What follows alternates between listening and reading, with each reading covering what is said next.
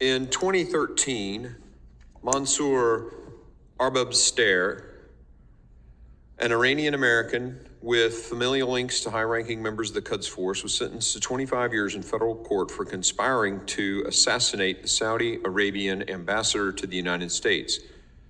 Mr. Arbabster and his Iranian conspirators attempted to contact an individual they believed to be a member of a Mexican drug cartel to coordinate the attack. This plot not only endangered Saudi Arabia's ambassador, but also innocent lives here in the United States. My question is for Ambassador Sayles. Our nation is experiencing a record number of illegal aliens attempting to cross our southwest border, including special interest aliens and known suspected terrorists.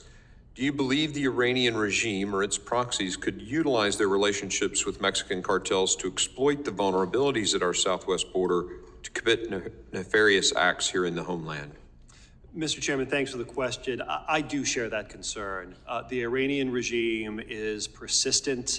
They have already tried on multiple occasions to exploit vulnerabilities at our southern border to carry out acts of terrorism. The assassination plot that you mentioned, the assassination plot against former National Security Advisor John Bolton, they are going to keep trying until we stop them.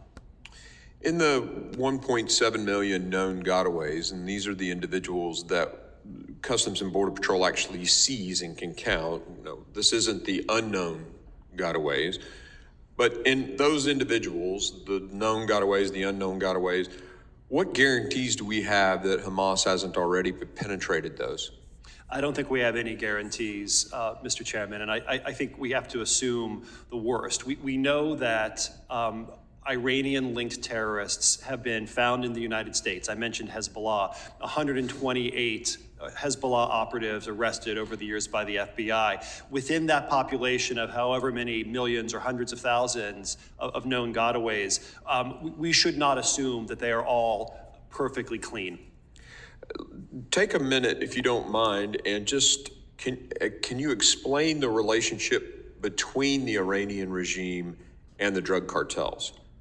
I think one of the modus operandi that the regime is most closely associated with is hiding behind proxies. They hide behind terror proxies in the Middle East, such as Hezbollah, such as Iraqi militias that are currently launching attacks on Americans, as Mr. Greenway pointed out. But it's not just terror proxies. They also hide behind organized crime and get them to do their dirty work. As Ms. Alinejad pointed out, it was an Eastern European criminal syndicate that was involved in the attempted assassination of her. Mexican drug cartels or suspected Mexican drug cartels involved in the assassination plots against John Bolton and against the Saudi ambassador. So it's highly consistent with Iranian tradecraft to use these sorts of proxies and hide behind them. Mr. Greenway, do you agree with the assessment of Ambassador Sayles on the potential threat at the southwest border and that Iran could use that current open border to threaten Americans here at home? There's no question, Mr. Chairman, and again, they've got a stated and a past record of doing exactly that. I would also note that there are surrogates and proxies, and Iran itself is engaged in criminal activity, and so it's not a surprise that they would make common cause with other criminal networks. And they have ample opportunity. The population of available agents that they could use in order to conduct operational activity has expanded dramatically.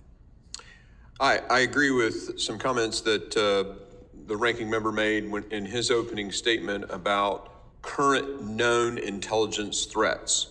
As we've connected with CBP and their intelligence division, they have made that clear. However, I want to enter into the record by unanimous consent their situational awareness alert that they put out, advising their people to be on the watch for these individuals, both Hamas, and they shared Hamas patches, Hezbollah patches, because clearly the threat is real.